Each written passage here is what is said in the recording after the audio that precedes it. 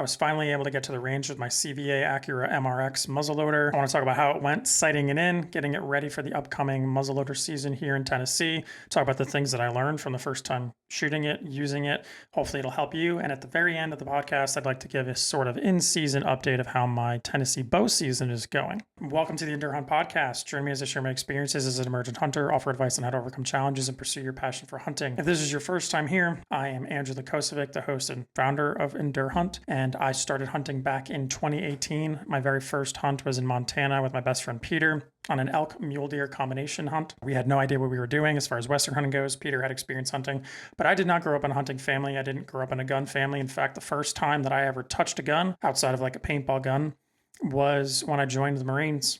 I served in the Marines for about 8 years.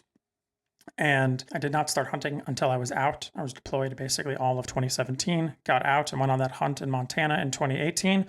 And I have been hooked ever since. I have now hunted in 7 states, New Jersey, Texas, Tennessee, the states that I've lived in. I've gone on Western hunts in Montana, Utah, Wyoming, Arizona. I think that's all 7. So those are all the states that I've hunted in. If you're watching this on Spotify video or on YouTube, you can see over my left shoulder the first deer I ever took. That was with a bow on public land in New Jersey. And then a pronghorn that I took in Wyoming. That was actually on private land. Not what you can't see in here is my bull elk that I got from Arizona on a late rifle tag back in 2022. The whitetail Euro that's behind me, I got from Texas in the bow season last year. And this is the rug from my axis deer that I also got in Texas, I want to say last year. I think it was last year, May, June timeframe. I share all that to say I'm pretty much hooked on hunting. I love Western hunting. It is the thing that I'm probably the most passionate about, although I'm all about the whitetails this year. That's all that I'm doing.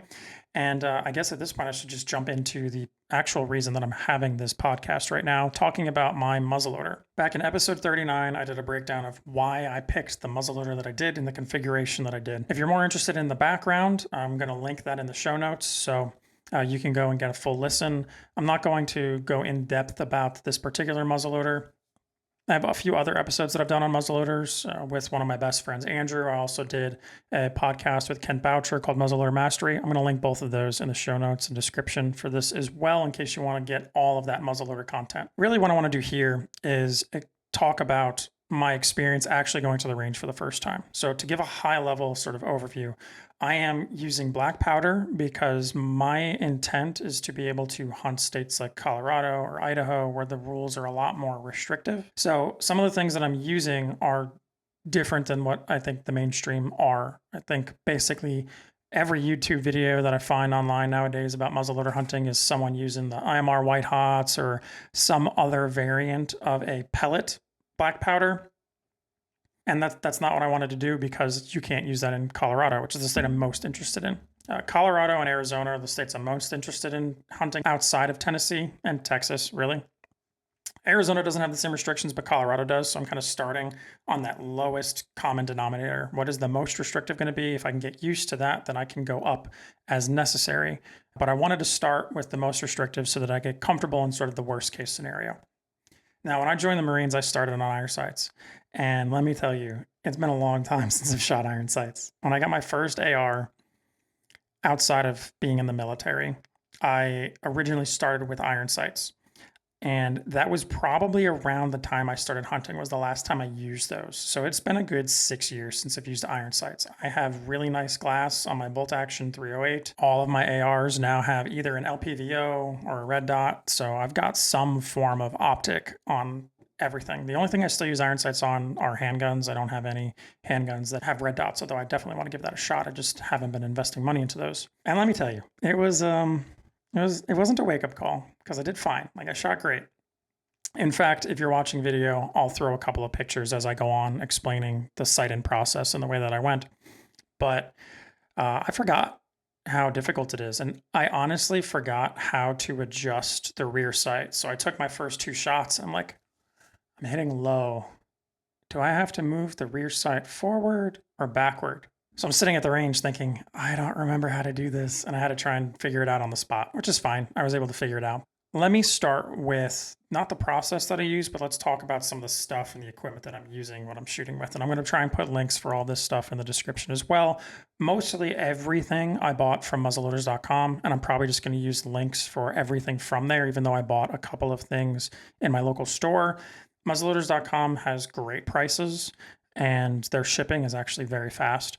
I am not sponsored by them or affiliated with them in any way. They've just done a great job of solving problems for a niche group of users, which is what businesses should do. So I like them and I'm going to support them. Let me start with the powder. So I am using 777's FFG. This is the powder. They actually only had this one in the store. They had the triple FG, which is a finer powder from what I understand, and it's mostly used for pistols, I think. That's what I found from researching on the internet. Outside of Blackhorn 209, which is so expensive, I decided 777 was what I was going to try just to figure things out. Next up, this will probably be the only thing I link from Amazon. If I link this specific one, is just a scale.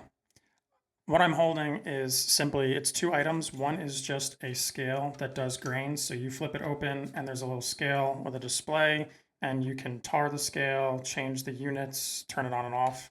And then the other item that I'm holding is, it's like a bowl funnel combination. It's got a tiny little bowl that you can weigh in, and then it has a sort of spout that you can pour into another object like a speed loader or a funnel or back into the container if you needed to. I am a big fitness person and I weigh out my food because what I have learned is that the serving sizes based off of volume have a significant variance. I mean, you could get really what I think the threshold is for volume-based measurements for things tends to be upwards of 15 to 20% plus or minus. So it's a pretty big range. And consistency is key with anything in shooting. So I wanted to make sure that I'm using the same amount every single time. So I use this at the shooting bench at a public range every single shot because there was not much of a point in setting up my speed loaders every single time, which I guess I'll jump over to the speed loader situation now. So I have 3 of these and I'm going to try and explain what this looks like. It's essentially 2 tubes that connected to each other that are parallel to one another. They're almost exactly the same. One tube is about twice the length of the other, and that one holds the powder. The one that you can actually see in my hand if you're watching on video has my bullet. I've tried different orientations. I don't know if the bullet's supposed to be facing up or down. It hasn't really made a difference for me. And at the top is a recessed hole fitting where you can put your primer in. There are 2 holes, and I thought that I'd be able to put 2 primers, but the second hole is too large, and if I put a primer in here, it would just fall out. But I'm using, as this setup, I am using 100 grains of the 777 FFG powder, exactly 100 grains. That was the point that I wanted to use as my starting point because everyone seemed to recommend that. And we'll talk about the results as it goes, but very solid. I'm going to put this down. I'm going to grab the bullets that I'm using. I am using, these are 245 grain Powerbelt copper arrow tip bullets. I didn't necessarily care if they were copper. I like the arrow tip and 50 cal, of course. I wanted to use the Powerbelts because I wanted full diameter. That's another one of those requirements for Colorado. You can't use sabos, however they're pronounced. So I bought a pack of 50 of these. I wanted to have enough. I wasn't sure what the zeroing in process is going to be like compared to rifles. I'd go through a lot of ammo when I zero in a rifle and I do load development on a rifle. Given the timeliness of the season and how late I am, I didn't really give myself enough time to do a whole bunch of load development. I mostly just wanted to get to what works. And again, we'll get to those results. And then lastly, I have Federal Premium muzzleloader primers. I tried to find the ones that said 209A, but I couldn't find them at any of the local stores. So these ones say 209MZ. I don't know if there's a difference. These work great. So I might link both 209A and 209MZ depending on what I can find on the website. But these worked fantastic. I haven't had any misfires or failures with them so far. And the last thing that I have that I was actually kind of skeptical of needing is this bullet starter from muzzleloaders.com.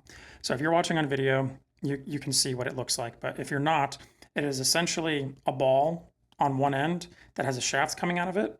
The shaft is threaded, and then 90 degrees perpendicular to the shaft is another threaded input, a female threaded section. And what you do is it comes with a bunch of different fittings, and these fittings get matched up to your bullet. So you'll have 2 of each type of fitting based on the bullet type that you're using. You put one on the ball directly and then the other one on the shaft. And what you do is you push the bullet into the end of the muzzle, and you start it with the short end and then you finish with the shaft before you put your ramrod in. I was very, very skeptical that I was going to need this. I thought I would be able to just shove it in. I'm so happy that I had this. So going into this, I wanted to have my zero set for 100 yards. I don't like to do the 50-200 necessarily. I would prefer to have it at 100 yards and then know exactly kind of what my hold is at 50 and 150. I would rather have that as an option. Now, I don't think I'm actually going to shoot the muzzleloader with iron sights at 150 after this session based on how things have gone, but that has more to do with the current sight setup than the capabilities of the gun. But I started at 50 yards. I always like to start close, even when I do my bow. If I set up a new optic or a new gun, I always start much shorter, closer than I think I'm going to, and then work my way out to my final destination. So I started at 50 yards. When I showed up to the range, I did a public range here in Tennessee, one of the WMA ranges. I showed up, got set at the table, and the range was currently hot, and it had just turned hot. So I had some time. Fortunately for me, the lane next to me was empty. No one was there. They already left, and they had a target at 50 yards. So I actually got set up and took 2 shots just to see how far off I was, and then made some adjustments. Now, the first 2 shots, that group was low, probably about 2 inches, and it was low and right, and I want to say it was about 6 inches right at 50 yards. So I took those 2 shots, and then I cleaned the rifle. I've talked to different people. Some people say you should clean after every shot. Some people say you should clean after every 3 or 2. For me, I wanted to do 2 shots and then clean, because if I need to take a follow-up shot in the field, I have 3 of these speed loaders, and I'm going to keep 3 on me. But I want to get used to shooting 1 and then 2, because that is what I would expect to be the most that I would do. Now I'm going to keep the 3rd one as like a worst case scenario. And I did try shooting 3 in between cleanings while I was at the range. It is not ideal. When taking that first shot, I can push the bullet in without needing the bullet starter short side. I can just pop my thumb on there and then use the shaft side to get it going. Very smooth, very easy. But even after the first shot, you can feel the increased resistance from the residue that's left from that first shot. So I need to use the bullet starter on the 2nd and 3rd if I do a 3rd. I only did a 3rd shot 1 time, and I wasn't the biggest fan of it because of how much resistance there was. I really had to push it in to get it to the same height, or depth, I guess is probably the right term. And it still shot fine. The grouping was very solid. From both 50, at 50 yards, once I got it zeroed in, the bullets were almost on top of each other, I think. It was a 1-inch group for sure, like a 1 inch or maybe even slightly under. I'll put up a picture of what it looked like. Now, I took these pictures. I've got 2. I took 2 pictures holding my phone through my binoculars, so they're not the best quality. But you can see an idea of what the target kind of looked like. At first, I was 2 inches down and about 6 inches to the right. So I made some adjustments on the iron sight. And if you don't know, if you've never shot iron sights before, you only adjust the rear sight. The front sight doesn't change, at least in this setup. When I was in the Marines and we were using iron sights, you could adjust the front sight post, and there was a specific tool for it, but this has a fiber optic, like dot sight almost. It's really a rod, but it's straight on, so it just collects light so you can see it. So you only adjust the rear sight here. You either move it forward or back to adjust your elevation, or left and right to adjust for windage. Now, you only adjust it once, and then you do what we call Kentucky windage, and you just do your holds from there. They make a globe sight front end, which I'm considering getting, which is supposed to be like a bullet drop compensator that Williams makes. I might get that, not this season because it's just too late, and the gun is shooting great, but that's the only thing that I might change at this point. So I make those adjustments, then the range goes cold, I'm still cleaning, and then I run out, I set up my target, which the target carrier is currently at 100 yards, so I go out there and I move it to 50, put a new target on, and I'm ready to get started. I make that first adjustment, and I am dead on. I mean, the first bullet was just to the right, and I'm actually going to look at the picture so that I don't lie. The first impact was just low and right, probably an inch each direction.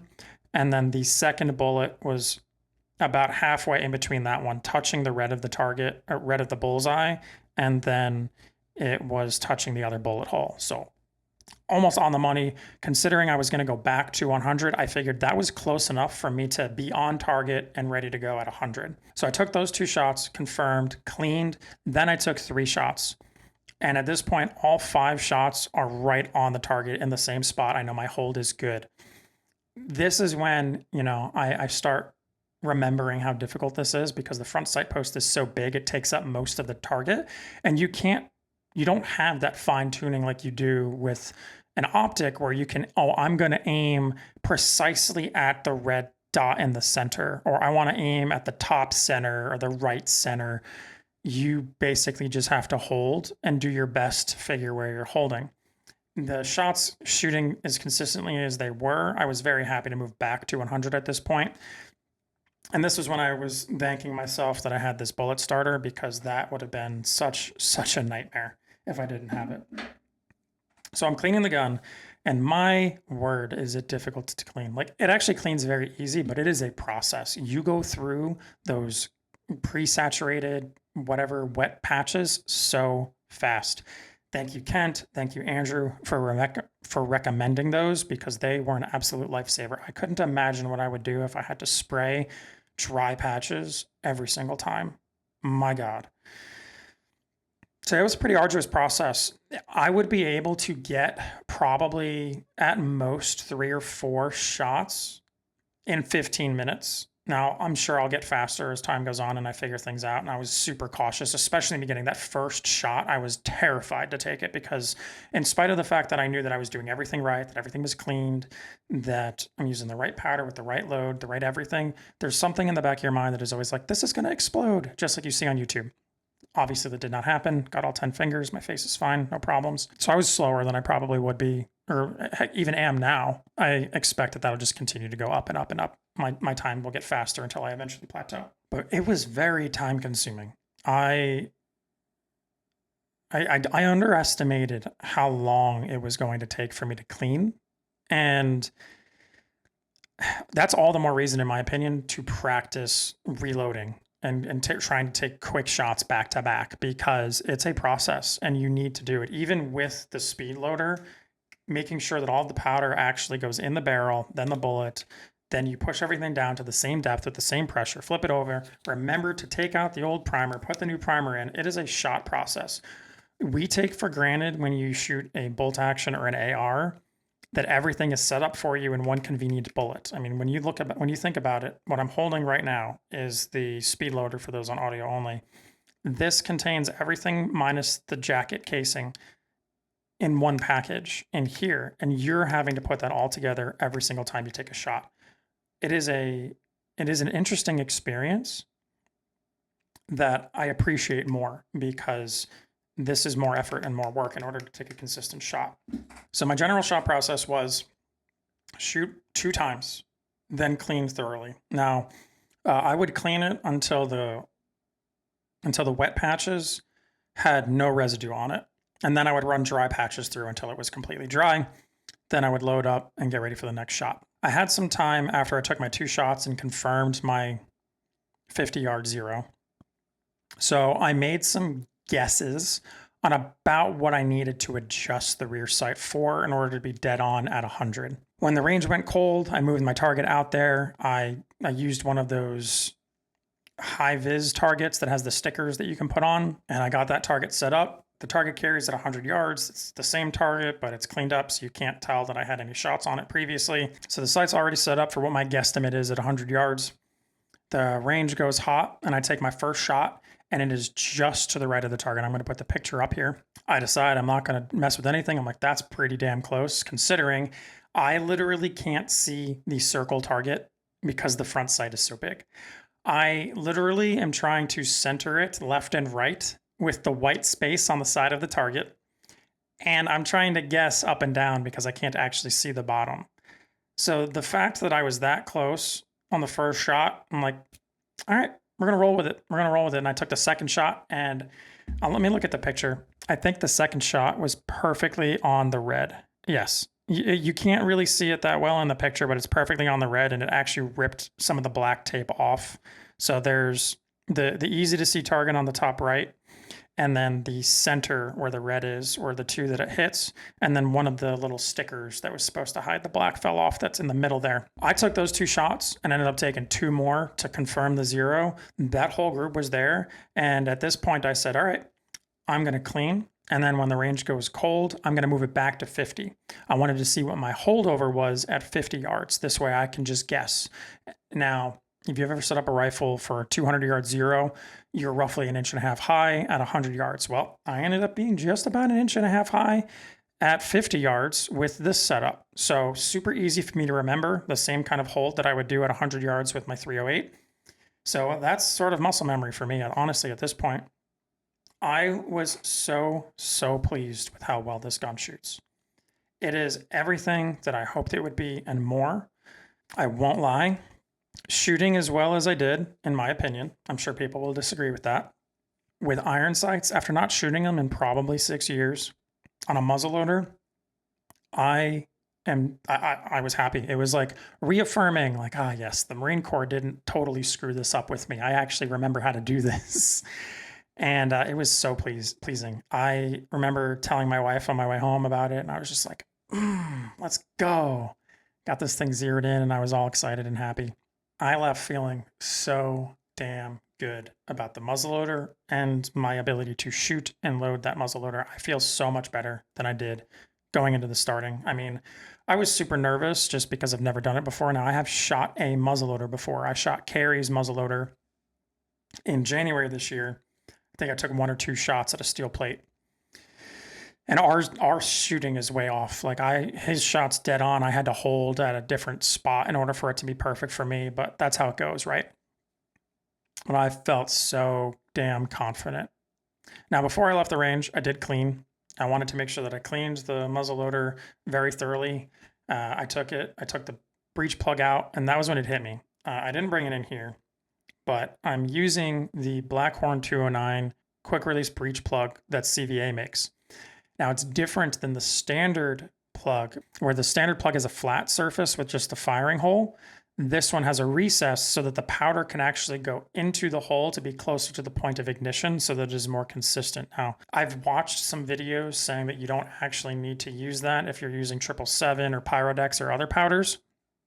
But because I've been using it, I'm going to stick with it for now. The biggest takeaway that I had from this that I didn't buy, and I wish I did, was a parts cleaner. So I ordered one from muzzleloaders.com. I will put that in the show notes. It hasn't gotten here yet. I ordered that, and I ordered a breech plug cleaning kit that has some bristle brushes that you can use to clean out both the wide channel where the powder goes into and the narrow channel that the primer sits in. I do have a nipple pick, so I can use that to make sure that there's no debris in the actual firing hole.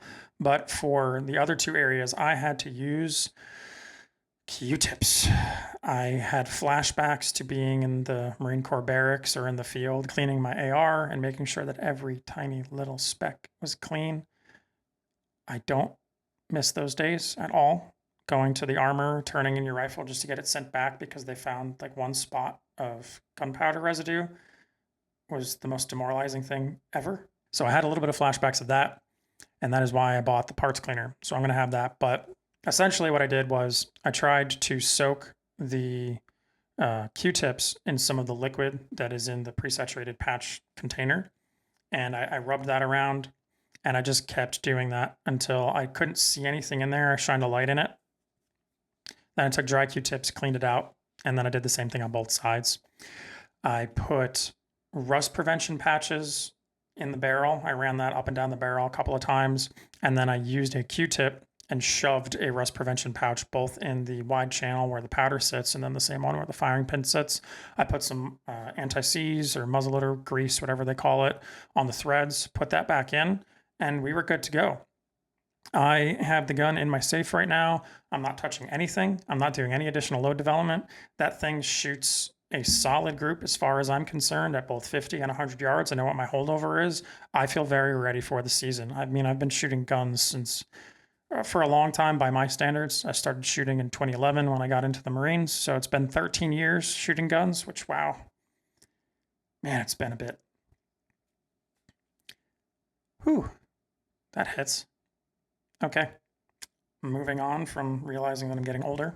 I'm not gonna lie, I lost my train of thought. That totally threw me off. Let's see.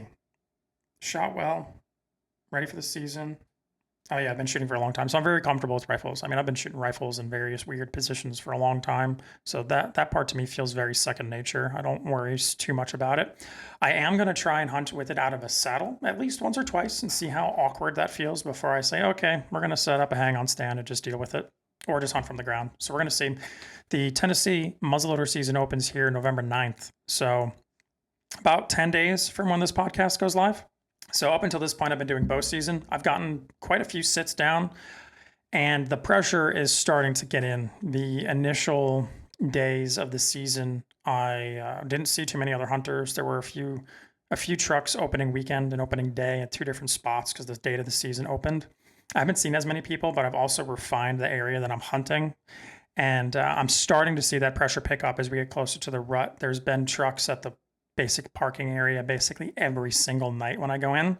I've been hunting a lot of mornings. I haven't been able to get out in some of the evenings, so most of my hunts been in the mornings, which has been tough.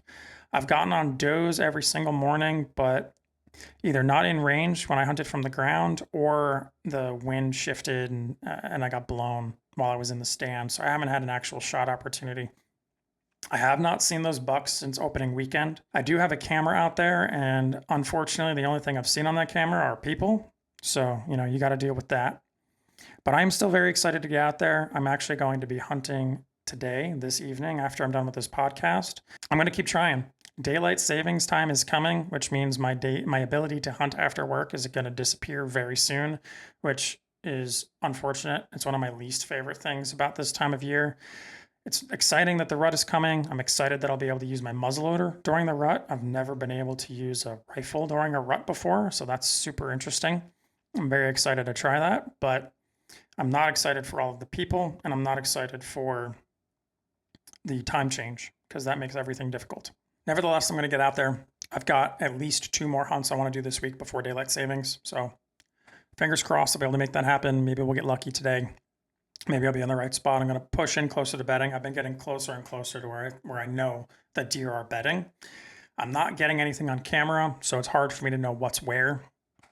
So I have 2 different spots that I'm going into right now, and I'm just kind of creeping my way in. The sign isn't super hot. I found some scrapes, but none that are in an area where I can actually set up a camera. So it's hard to know how often they're hitting it, what's hitting it. And I am not finding any rubs anywhere, and I probably haven't gone in deep enough. The areas go from being a mix of oak, some pine and juniper, and I think a little bit of cedars as well, to some really thick stuff that I have no idea what it is, and it's very difficult for me to walk through. I imagine they're in that.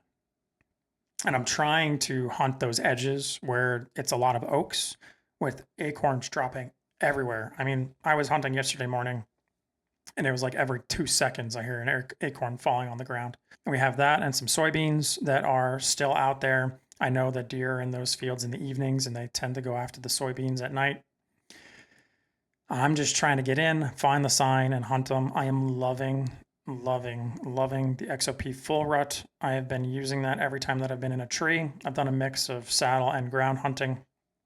I've made some fine-tune adjustments from when I did my XOP video, mostly to just keep straps secure. I think that's the one thing at this point that has been kind of annoying, is that the band that holds them, if you don't do it just right, they'll come a little loose. Now, it's not loose like it's going to be a safety issue. It's just loose in a comfort way. So when you're sitting in the stand for 3 hours, it starts to go up more towards my lower back than in my seat, which is where I want it to be. So I think I've got it dialed in now. I'll find out today after I go and hunt tonight and see how it feels. But no new opportunities at deer outside of opening weekend. Maybe today will be the day, but I'm still out there having fun. It's great to be hunting public land again. I'm super excited about it. And hopefully here soon, I have some success and I can talk about what that hunt is like and what the setup was and how the wind is and everything. But I'm just having fun. I'm looking forward to the rest of the season. I've got muzzleloader here coming up on the 9th, and I'm going to Texas for a few weeks in January. I'm going to be doing some hunting out there. Very excited for it. It's going to be a good season. Whether I have success or not, it's okay. I've still got meat in the freezer from last year and we'll be able to make it work. So I'm just enjoying it, learning along the way, having a good time. And I hope you all are out there. If you're hunting, I hope you're having a good time. I hope you're having some success. And I would love to see some of your stories or hear from you. So feel free to tag me in anything or shoot me a message at Endurhunt, ENDURHUNT. I'm mostly active on Instagram. I have a few other pages, but it's really just Instagram. I've been blowing up on YouTube. So I don't know, well, blowing up by the definition of I'm getting 20 views a video too. I just had 2 videos that broke 1,000 views on YouTube. So thank you. I think I have like 15 new subscribers there too. So awesome. We have like 45 as of me recording this, which is great. I definitely appreciate it. Would love to hear from you in the comments and try and engage as much as possible. To round this out, because I'm coming to the end here, I think I covered everything that I wanted to, this sort of update and how things are going. I just want to say I appreciate you taking the time to spend with me. Time is our most valuable asset, as I say on this podcast. I don't take it for granted that you chose to spend it with me. I did want to share, some of the things that I learned, some of the insights that I had, and I don't know how directly relational that'll be to you, but regardless, I hope that this was informative or educational or entertainment, whatever it is for you. I hope it gave you value in some way, and I'll see y'all next time.